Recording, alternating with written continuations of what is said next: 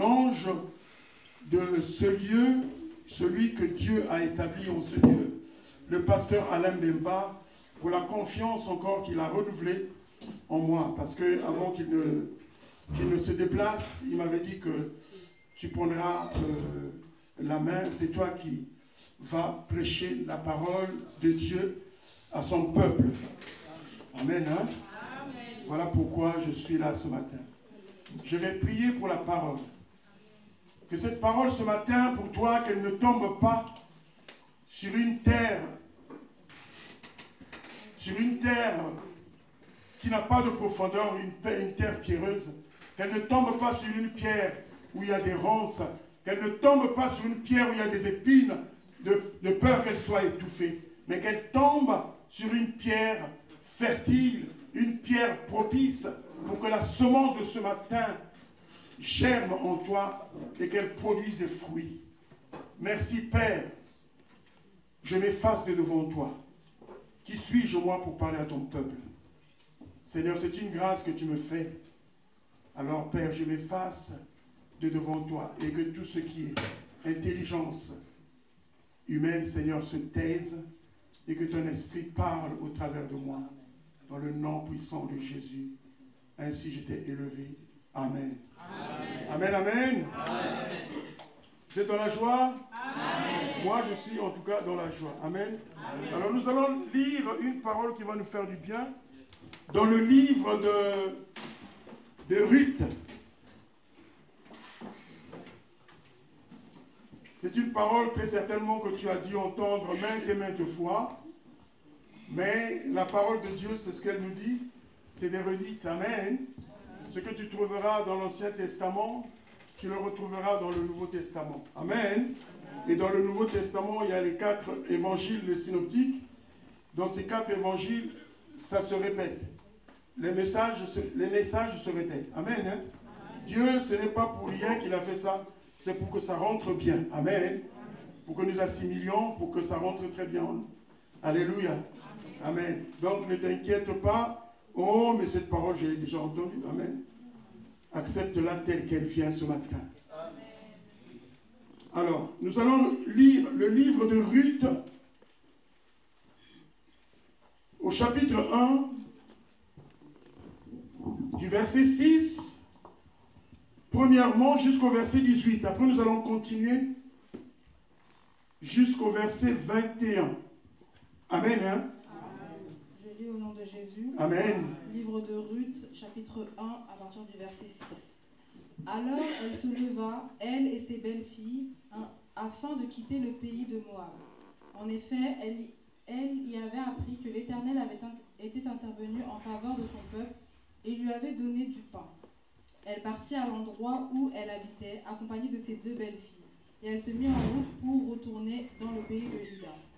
Naomi dit à ses 2 belles-filles, allez-y, retournez chacune dans vos familles, dans les familles de votre mère. Que l'Éternel agisse avec bonté envers vous, comme vous l'avez fait envers ceux qui sont morts et envers moi. Que l'Éternel fasse trouver à chacune du repos dans la maison d'un mari. Puis elle les embrassait. Elles se mirent à pleurer tout haut et lui dirent, non, nous irons avec toi vers ton peuple. Naomi dit, retournez chez vous, mes filles. Pourquoi viendrez-vous avec moi? Suis-je encore en état d'avoir des fils qui puissent devenir vos maris?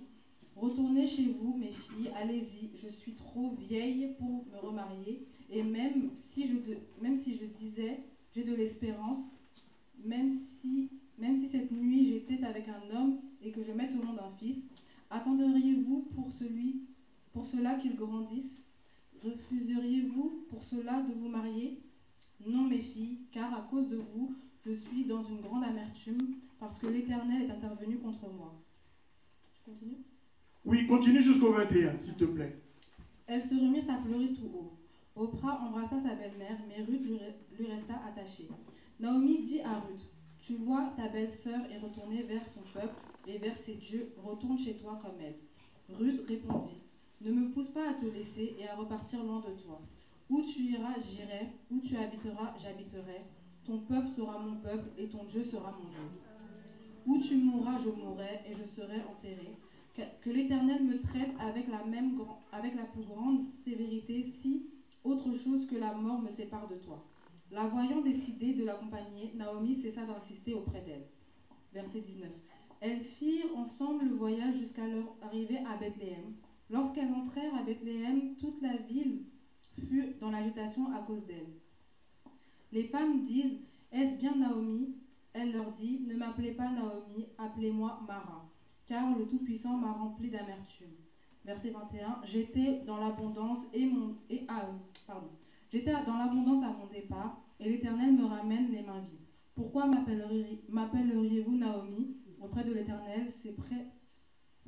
Après que l'Éternel s'est prononcé contre moi, après que le Tout-Puissant ait provoqué mon malheur. Amen. Amen. Amen. Ici, l'histoire de Naomi. Naomi était la femme d'Elimelech. Alors, je lis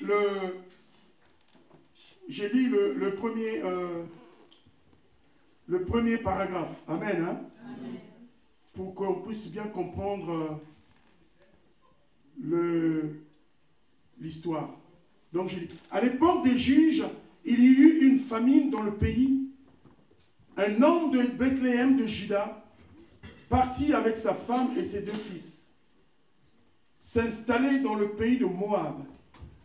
Le nom de cet homme était Elimelech, celui de sa femme Naomi, et ses 2 fils s'appelaient Malon et Kijon. Ils étaient Éphratiens de Bethléem en Juda. Arrivés au pays de Moab, ils s'y établirent. Elimelech, le mari de Naomi, mourut et elle resta avec ses 2 fils. Ils prirent des femmes moabites, l'une s'appelait Orpa et l'autre Ruth. Et ils habitèrent là environ 10 ans. Malon, Maclon et Kiljon moururent aussi tous les 2, et Naomi resta privée de ses 2 fils et de son mari. Amen. Amen. Donc l'histoire commence là. Amen. Amen. Naomi donc était partie de son pays, de Bethléem, de Juda, pour aller à Moab. Elle est partie avec son mari, ses 2 enfants, ses 2 garçons, et elle et son mari, donc tous les 4. Il y a eu à cette période, une famine s'était étendue dans tout Jérusalem. Amen. Dans tout Israël plutôt. Amen. La famine a fait fuir Naomi et son mari et ses 2 enfants. Vous connaissez la faim. Si tu as déjà eu faim et que tu savais qu'il n'y avait aucun espoir, il n'y avait pas de pain, et que le soir, tu ne voyais même pas d'où tu obtiendrais du pain. La famine, elle faisait rage dans l'Antiquité parce qu'il y avait beaucoup de sécheresse. Vous vous rappelez? Jacob, le patriarche, est rentré en Égypte à cause de la famine, à cause de la faim qui a sévi Israël. C'est pour cela que Jacob est rentré avec toute sa famille en Égypte. Ils n'étaient pas partis, ils n'étaient pas esclaves comme on dit, mais ils y sont tellement restés et des générations sont morts sur place et le pharaon a changé. Alors on leur a fait souffrir ce que je ne souhaite pas même à mon ennemi. Amen. Amen. Alors ils ont beaucoup souffert. Et la faim leur a fait fuir le pays. Tout Israël était affamé. Il n'y avait pas de pain. Alors ils ont décidé de partir de Bethléem. Ils sont partis à Moab. Et ils arrivent à Moab. Ils ont vécu pendant 10 années. Et pendant ce temps, les garçons Miclon et Kiljon ont pris des femmes moabites. Amen. Amen. Et toute ces familles, la femme, Naomi et ses belles-sœurs, c'était tellement complexe. Parce que les Moabites, au départ, n'entretenaient pas des relations avec les Israélites. Pourquoi? Parce que lorsqu'ils sont sortis en Égypte, ils voulaient passer par Moab. Et les Moabites ont refusé. Vous ne passerez pas par notre pays. Ils étaient obligés de camper à Kadès. Ils sont restés longtemps là. Ils étaient obligés de détourner. Amen. Amen. De détourner Moab. Et cela leur a allongé le trajet et le voyage. Amen. Amen. Nous savons ce que nous savons, que le peuple est resté pendant 40 ans dans le désert. Amen. Amen. Et c'est à cause de cela.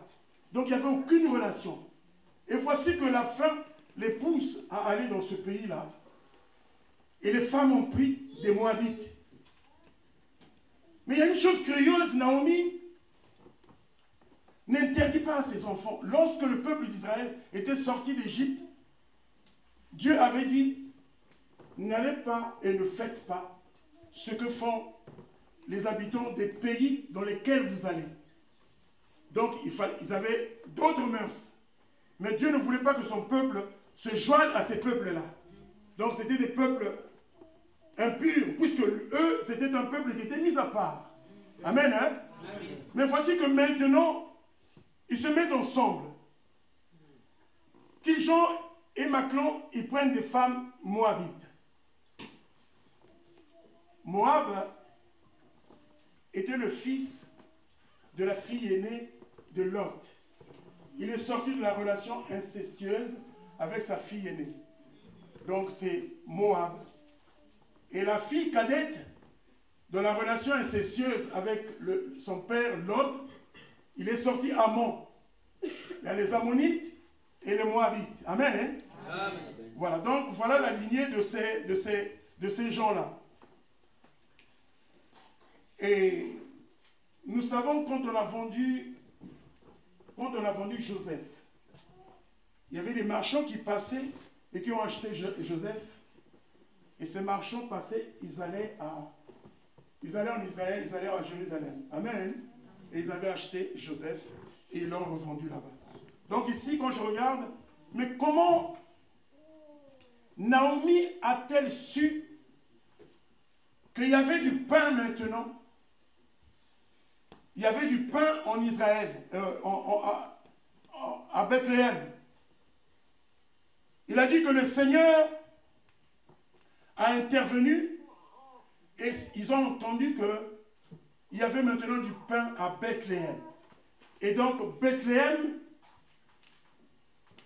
a pris vraiment ce que veut dire son nom. Bethléem a pris son nom initial. Parce que Bethléem veut dire la maison du pain. Et le pain est venu à Bethléem. Naomi dit, j'ai perdu mon mari, j'ai perdu mes enfants. Et là d'où je viens, la famine est terminée. Donc il faut que je parte, puisqu'il y a maintenant du pain. Ces deux enfants sont morts en Moab. Le mari aussi est mort à Moab. Elle se retrouve avec deux belles filles. Mais qu'est-ce qu'elle va faire avec? Donc voilà ce qu'on a lu. Elle est en train de les supplier. Les deux filles étaient Orpa et Ruth. Elle a insisté. Mais non, il faut que nous allions avec toi. Elles ont insisté, il faut que nous allions avec toi. Ne nous laisse pas. Nous voulons partir avec toi. Mais mes filles, rentrez chez vous, chez vos mères et vos pères. Allez retrouver vos dieux. Parce que eux, ils priaient le dieu Shadok. Ils faisaient même des sacrifices des enfants qu'ils donnaient. Amen. Et donc, c'était un peuple qui priait la divinité de Shadok. Mais cette femme était une femme pieuse. Elle était une femme pieuse. Naomi n'a aucune fois interdit ses enfants. Non. Entre eux et nous, il n'y a pas de relation. Je ne veux pas que vous preniez ces femmes. Elle s'est tue. Et Dieu, malheureusement, a pris ses garçons. Donc, elle décide de rentrer. Alléluia. Et ici, elle se plaint. Quand je suis venu, j'étais dans l'abondance. J'étais dans l'abondance quand j'ai quitté Bethléem. Mais aujourd'hui, je n'ai plus rien. Ce qui l'intriguait, cette femme, c'était les deux femmes. Mais où est-ce que je vais les mettre? Et elle ne savait même pas que si. Elle ne savait pas si elle avait un parent qui était resté à Bethléem. Ces filles-là, dans la loi Lévira, c'est une loi qui imposait, une loi de Moïse, qui imposait, non, c'est une loi de Dieu qui imposait que une femme qui reste veuve, à la mort du défunt, que le parent de la famille prenne la veuve. Amen. Amen. Nous savons que dans l'ancien temps, même chez nous au Congo, ça se passait. Le frère meurt, le petit frère ou l'autre frère prend la femme du défunt. Amen. Amen. Et ça, c'est une loi de Lévira. C'est un mariage léviratique qu'on appelle ça. Amen. Amen. Et donc, ça ne pouvait même pas se réaliser en Moab. Cela ne pouvait pas se réaliser. Il n'y avait pas d'homme. Naomi n'avait pas de parents qui pouvaient reprendre ses filles. Mais elles se sont attachées à elle. Elle a insisté de dire que mes filles, s'il vous plaît, rentrez chez vous. La route aussi était longue. Et Orpa a insisté un tout petit peu seulement. Orpa a insisté. Et à un moment donné, elle a lâché prise. Mais vous voyez ce que Ruth a dit au verset 16. Ruth répondit, ne me pousse pas à te laisser repartir loin de toi. Ne me pousse pas à te laisser et à repartir loin de toi. Où tu iras, j'irai. Où tu habiteras, j'habiterai. Ton peuple sera mon peuple. Et ton Dieu sera mon Dieu. Où tu mourras, je mourrai. Et j'y serai enterré. Que l'Éternel me traite avec la plus grande sévérité, si autre chose que la mort me sépare de toi. Donc elle lui dit que c'est que la mort qui peut me séparer de toi, Ruth, ma belle-mère. Ce n'est que la mort. Ne me pousse pas que je te laisse. Moi, je vais avec toi. Ton Dieu sera mon Dieu.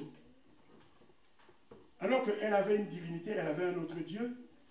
Mais tellement, cette femme, comment elle se tenait devant ses belles filles. Et de la manière que cette femme adorait son Dieu, a séduit Ruth. Ruth était intéressée dans les choses que cette vieille femme faisait. Elle s'est accrochée à elle. Elle a dit, son mode de vie, j'aime bien. Je suis étrangère devant elle. Mais si c'était chez nous, on m'aurait repoussé. Mais elle m'accepte.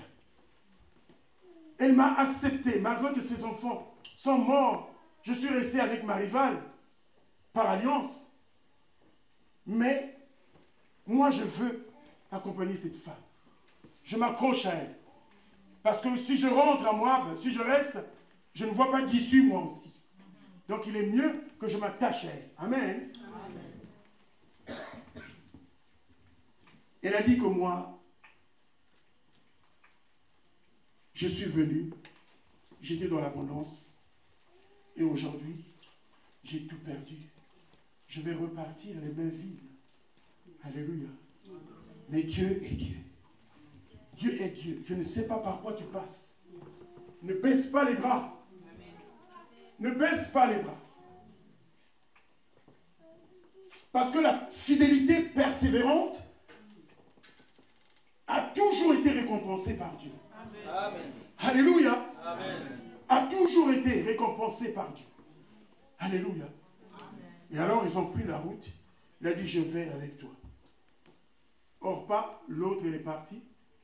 Et elle a accompagné la belle-mère. Alléluia.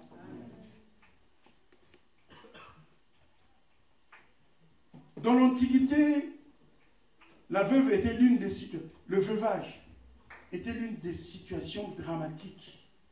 Alléluia. Elle vivait presque toujours dans la pauvreté, les veuves. Voilà pourquoi, des fois, même maintenant ça existe, devant les mosquées. Devant les mosquées. Vous verrez, beaucoup de veuves viennent là, parce que chez eux, ils ont une loi aussi, qui doivent aussi s'occuper des veuves et des orphelins. Nous, nous ne respectons pas cela, mais eux, ils respectent. S'il y a quelqu'un qui, avant qu'il rentre, il laisse un paquet de lait, il laisse du pain, alléluia, ou un sac de riz, et il rentre. Et après, il va prier. Et c'était comme ça. Elle vivait dans la pauvreté. La loi de Dieu prévoyait par conséquent que le plus proche parent de la veuve prenne la veuve. Donc c'est le mariage du Lévira dont je viens de parler. Alléluia. Amen. Naomi n'avait aucun parent. Elle n'avait aucun parent. Elle n'avait aucun proche. Et ceci se passe, cette femme, la manière dont elle vivait et la manière dont elle adorait son Dieu a séduit Naomi. Au départ, la première phrase est dit à l'époque des juges. C'est-à-dire qu'à l'époque des juges, une période caractérisée par l'époque des juges. C'est une période caractérisée par la désobéissance, par la violence, par l'idolâtrie. Amen. Hein? À l'époque des juges, même dans les moments les plus difficiles, les moments de crise ou de profond désespoir, l'Éternel agit à travers de ceux qui s'attachent à lui. Amen. Ceux qui s'accrochent à lui. Alléluia. Amen. Ceux qui s'accrochent à lui. Voilà, elle a eu raison. Elle a eu raison, Ruth.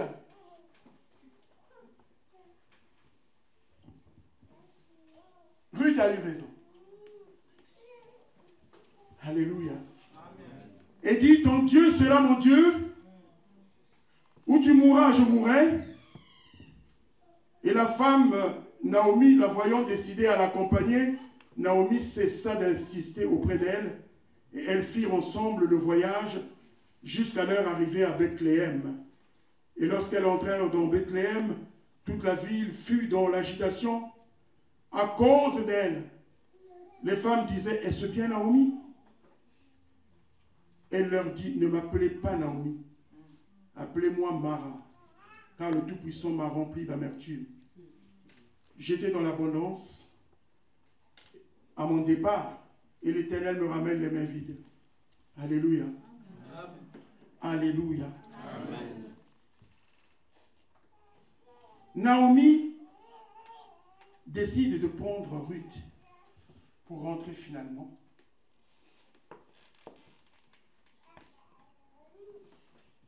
Ruth, Naomi, son nom veut dire charme, beauté. Et lorsqu'elle est rentrée, elle a dit à ses voisines qui l'ont retrouvée dans l'état dans lequel elle est rentrée, elle dit, je m'appelle Mara. Mara, ça veut dire l'amertume. Moi, je suis l'amertume. Ne m'appelez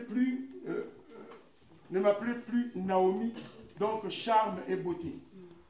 Elle est rentrée et elles arrivent. Nous pouvons passer au... Lis le verset, le chapitre 2. Nous allons faire court, je prends quelques strophes. Amen. Et dès qu'ils arrivent à Bethléem, lis le chapitre 2, oui, à partir du verset 1. Naomi avait un parent de son mari.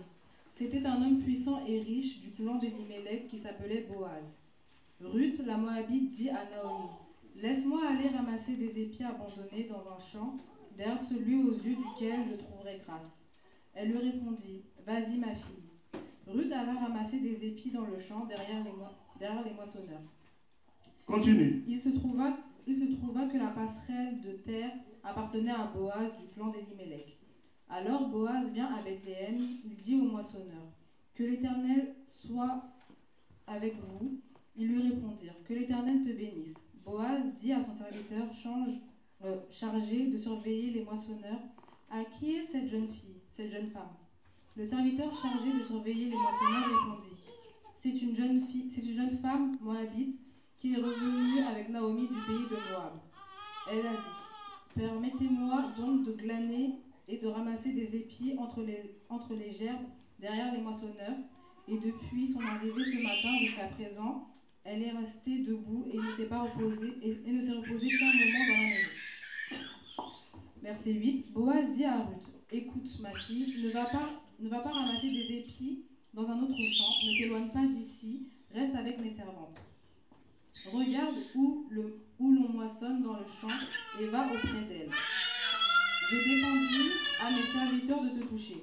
Quand tu auras soif, tu iras au vase et tu boiras de ce que les serviteurs auront puisé. » Alors elle tomba le visage contre terre, se prosterna et lui dit, « Comment ai-je trouvé grâce à tes yeux pour que tu t'intéresses à moi, une étrangère ?» Verset 11, Boaz lui répondit, « On m'a rapporté tout ce que tu as fait pour ta belle-mère depuis la mort de ton mari, et comment tu as quitté ton père et ta mère et le pays de ta naissance pour aller vers un peuple que tu ne connaissais pas auparavant. Que l'Éternel te rende ce que tu as fait et que ta récompense soit entière de la part de l'Éternel, le Dieu d'Israël, sous les ailes duquel tu es venu te réfugier. » Amen. Amen. Amen. Ici, cette femme, elle était tellement obéissante, Ruth. Vous savez, l'obéissance attire la grâce. Et la grâce te met dans la présence de Dieu. Une présence quotidienne, permanente. Amen. Donc quand elle marchait là, elle avait tellement une bonté en elle, le ciel lui était ouvert. Le ciel lui était ouvert. Lorsqu'elle marchait, Ruth, vu qu'elle s'est occupée de la veuve de sa belle-mère, Dieu avait l'œil sur lui. Dieu avait l'œil sur Ruth. Et Ruth, dans sa bonté, va rentrer dans le plan de Dieu. Dieu avait un plan pour Ruth. Alléluia. Et Dieu a marché, Ruth a marché dans la bonté, avec une bonté mais incomparable. Elle était douce. Raison pour laquelle, dès que Boaz l'a vue, plus loin, elle dira même que c'est une femme de valeur. Elle le dira plus loin. C'est une femme de valeur. Elle a dit, à qui est cette femme? Et elle a dit, laissez-la glaner. Vous voyez le timing de Dieu. Dès qu'il rentre dans Bethléem, il y a la moisson des orges. Il y a la moisson de l'orge. Et elle voit le champ. Elle dit, c'est là que je peux nourrir ma belle-mère. Il faut que j'aille. Je vais aller. Et si on me chasse, c'est pas grave, mais je vais oser. Elle est rentrée dans le champ. Et le champ, comble d'espoir, le champ appartenait à Boaz, qui est un parent d'Elimelech, le mari de Naomi qui était mort. Amen. Et c'est le plan de Dieu. Elle est en train de rentrer dans le plan de Dieu tout doucement. Amen. Donc mon bien-aimé, comme tu viens dans ce lieu, tu te dis que moi, ça ne va pas. Les autres viennent, ils mettent du courrier dans le panier et ils ont des réponses favorables. Ils viennent ici, ils témoignent. Mais moi, quand est-ce que je témoignerai? Pourquoi ma lettre sur le Seigneur ne l'a-t-il pas lue? Alléluia. Amen. Je vais t'apprendre une chose. Il y a le temps de Dieu et le temps de l'homme. Le peuple d'Israël a crié pendant 430 ans. Est-ce que Dieu n'entendait-il pas le cri à ce moment-là? Pourquoi ce jour où il a dit, Moïse, va délivrer mon peuple, son cri est arrivé à mes oreilles. J'ai entendu le cri de mon peuple, va. Il a attendu la 430e année. Il aurait pu agir dans la 400e année, mais c'est le temps de Dieu. Il savait, Dieu, que le peuple était en souffrance. Le peuple était en souffrance, mais Dieu attendait le temps. Il a préparé Moïse pour aller vers le peuple. Et il a délivré le peuple. Et à quel prix? À quel prix? À quel prix a-t-il délivré le peuple? Moïse aussi n'a pas laissé. Il revenait toujours vers Dieu. Pharaon ne veut pas laisser partir. Vas-y, il laissera partir. C'est moi qui est en train d'endurcir son cœur. Toi, occupe-toi de ce que je t'ai dit. Va, parle.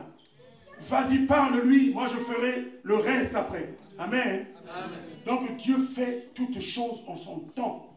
Amen. En son temps. Alléluia. Amen. Et Ruth arrive. Ruth représente l'Église. Amen. L'histoire, quand j'ai bien médité cette histoire, j'ai vu comme Marie, mère de Jésus. J'ai vu comme Marie, mère de Jésus. Alléluia. Et comme si Boaz était Joseph. Amen. C'est ce que j'ai vu. J'ai vu. C'est l'Église. L'Église, Ruth. Elle est allée ramasser l'orge. Mon bien-aimé, l'orge se ramasse dans l'Église. C'était le chant de Dieu. L'orge se ramasse dans l'Église. L'orge, c'est la bénédiction. Bien qu'elle soit une nourriture pour les chevaux, avant, elle était une nourriture pour les chevaux. Et le pain d'orge, dans ce temps-là, était mangé par les pauvres. Amen. Amen. Mais c'était quand même un aliment qui nourrissait. Amen. Et elle arrive. On est en train de moissonner le champ. Elle rentre dans le champ. Alléluia. Parce que les moissonneurs, quand ils étaient comme ça, ils étaient en ligne. Comme quand on fait une battue. Ils étaient en ligne et ils marchent comme ça. Parce que dans le temps, il n'y avait pas de moissonneuse. Alléluia. Amen. Et elle, derrière, elle ramassait. Et Boaz l'a vue, elle a dit, laissez-la ramasser. Laissez-la, ne la touchez pas. Ma fille, si tu as soif, tu vas là-bas. Tu boiras dans les vases qui sont là-bas. Tu iras boire l'eau. Alléluia. Et ne va pas glaner dans le champ d'un autre. Reste chez moi. Parce que lui aussi commençait à s'intéresser avec la douceur de cette fille-là, de Ruth. Alléluia. La moisson, c'est ici. Alléluia. Quand tu viens, quand tu entends la parole de Dieu, pourquoi elle est une semence? Ce qui est sorti, qui était en train d'être moissonné, l'orge, c'était une semence qui avait été mise en terre. Et là, le temps de la moisson était arrivé. Alléluia. La parole qui tombe ici, elle tombe sur toi. Alléluia. La parole qui tombe ici, elle tombe sur toi. Elle doit te régénérer. La Bible nous dit dans 1 Pierre, chapitre 1, au verset 23, la Bible dit quoi? Vous avez été régénérés par une semence non corruptible, mais incorruptible, de la parole de Dieu, la parole vivante. Quand elle tombe, elle doit se régénérer.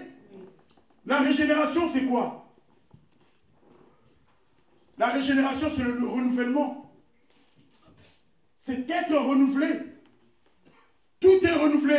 La manière de penser, la manière de marcher, le comportement change. Et là, tu verras que Dieu te revêtira de son esprit. Et c'est ça. Amen. Amen. Pour marcher dans l'esprit, pour recevoir l'Esprit de Dieu, il faut être exemplaire. Amen. Amen. Et là donc, le temps de la moisson, c'était le timing de Dieu. Alléluia. Elle était une femme étrangère, elle l'a dit. Qu'est-ce qui m'a fait trouver grâce à tes yeux? Seigneur, qu'est-ce qui m'a fait trouver grâce à tes yeux?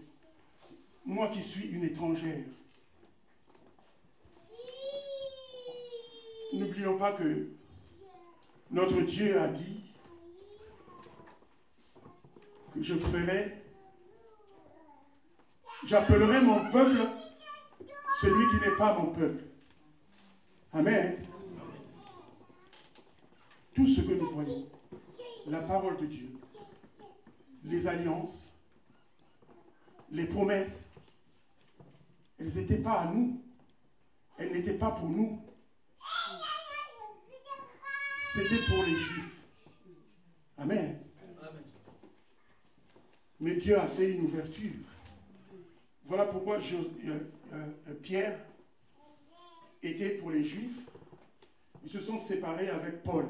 Il a dit, moi je prends les gentils, donc les païens, qui ne sont pas de nos mœurs. C'est à eux que je vais porter la parole.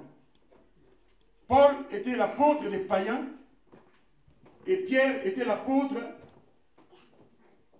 des Israélites. Amen, hein? Des Israélites. Et voilà, ils se sont séparés. Alléluia. Amen. Alléluia. Amen. Cette parole n'était pas pour nous. Mais ici, voilà pourquoi Dieu a dit, là où elle est venue, la parole de Dieu. Il est venu chez les siens, mais les siens ne l'ont pas reçu. Alléluia. Mais à tous ceux qui l'ont reçu, il a donné le pouvoir de devenir enfants de Dieu. Qui sont nés non de la chair, mais de l'esprit. Alléluia. Ils ne sont pas nés du sang, ni de la chair, mais de l'esprit. Ah non. Amen. C'est comme ça qu'on nous caractérise. C'est comme ça qu'on te caractérise.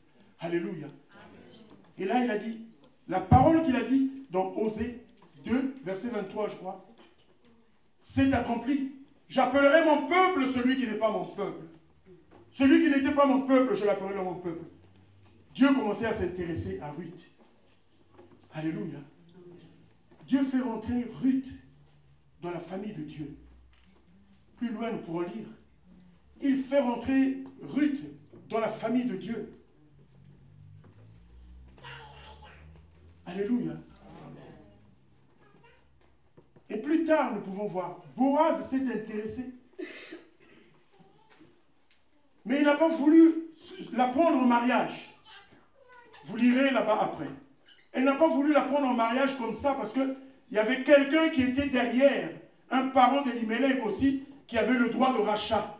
Donc, pour faire le mariage léviratique, le lévira.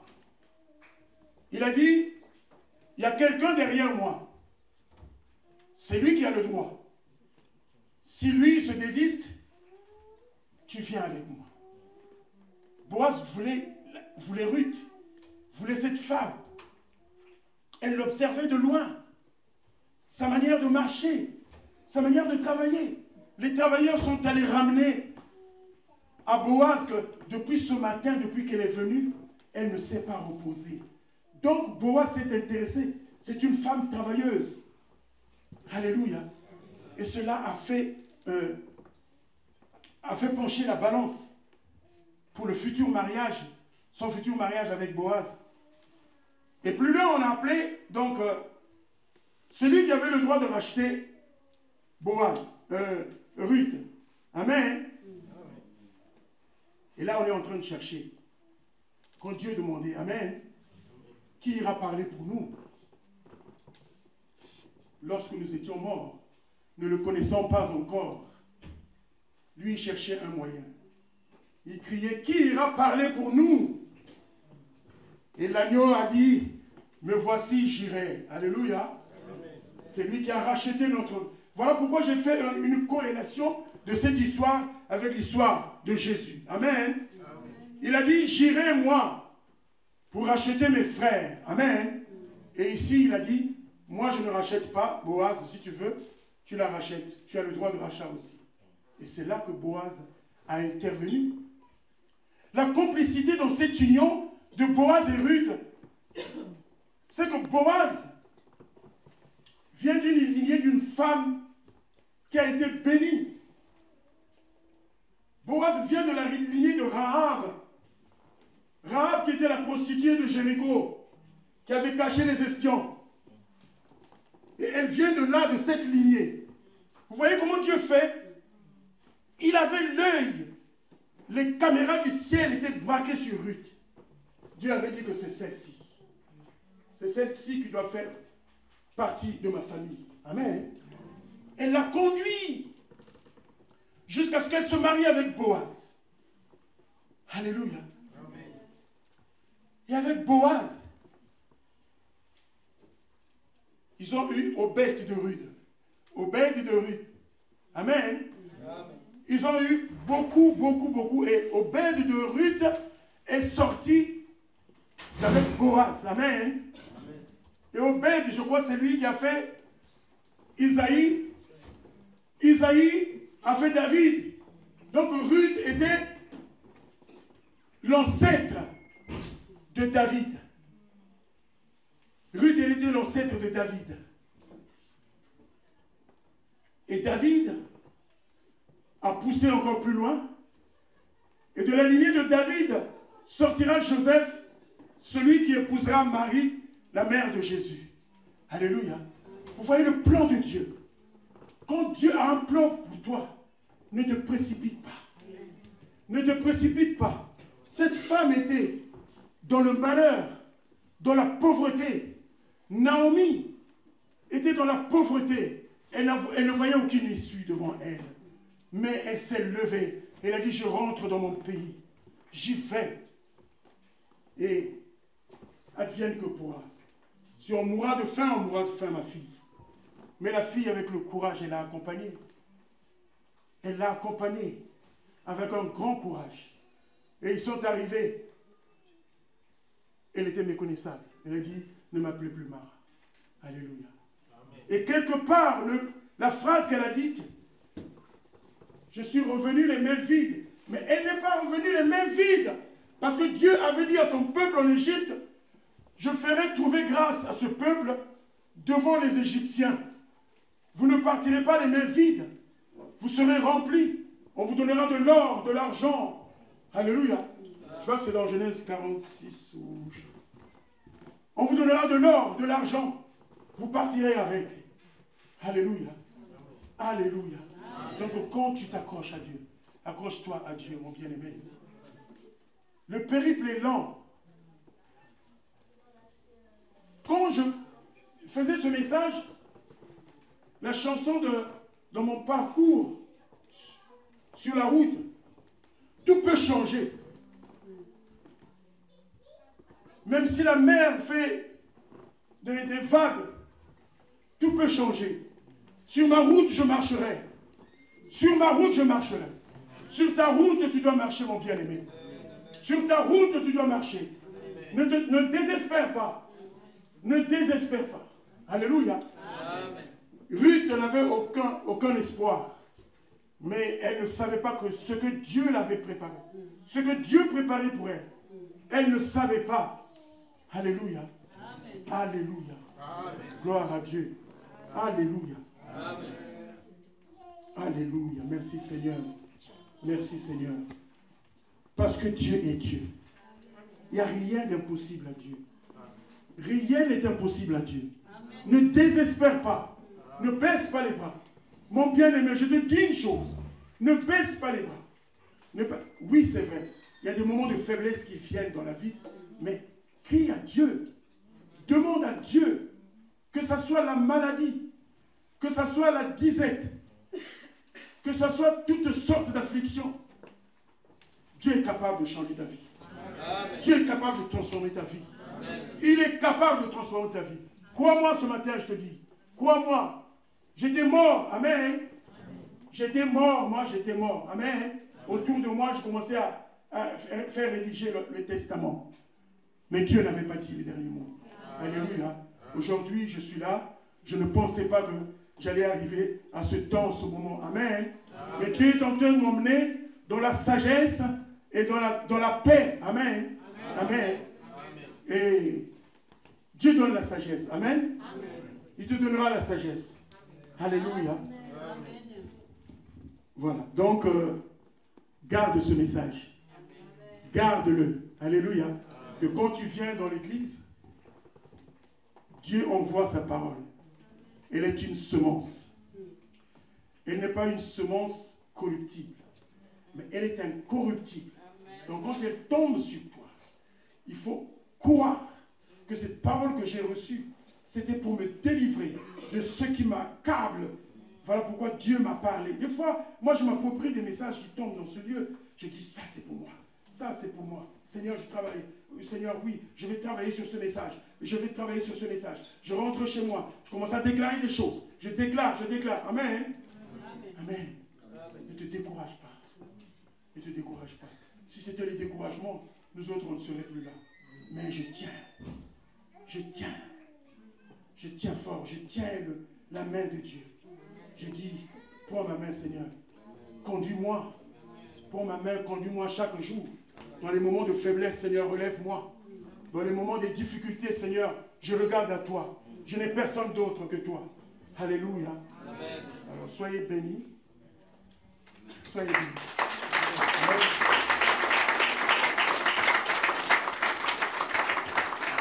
Je vais prier. Éternel, notre Dieu, notre roi. Tu as parlé au milieu de nous. Ta parole n'est pas tombée dans une terre pierreuse, ni une terre pleine de ronces, ni une terre, ô Dieu, qui n'a pas de profondeur, mais elle est tombée, Seigneur Dieu Tout-Puissant. Seigneur, elle est tombée. Elle est tombée sur une bonne terre. Elle n'est pas non plus tombée sur le bord de la route, mais elle est tombée, Seigneur, ô Dieu, sur une bonne terre. Le chant, ton chant dans chaque corps, dans chaque âme, dans chaque esprit. Le chant de Dieu, c'est le cœur de chacun. Là où tu ensemences, ô Dieu, ta semence divine, qui nous apporte, Père, la paix, la guérison, la paix. Cette paix qui surpasse toutes choses, Seigneur. Celle qui vient de toi, ô Dieu. Merci pour ton peuple, cette parole, Père, ô Dieu. Laisse qu'elle fasse du bien à chacun de nous, Seigneur, ô Dieu. Tu as parlé à ton peuple, tu m'as parlé aussi, Seigneur. Merci, Jésus. Que toute la gloire te revienne à toi et à toi seul. Dans le nom de Jésus. Ainsi nous t'avons élevé. Amen.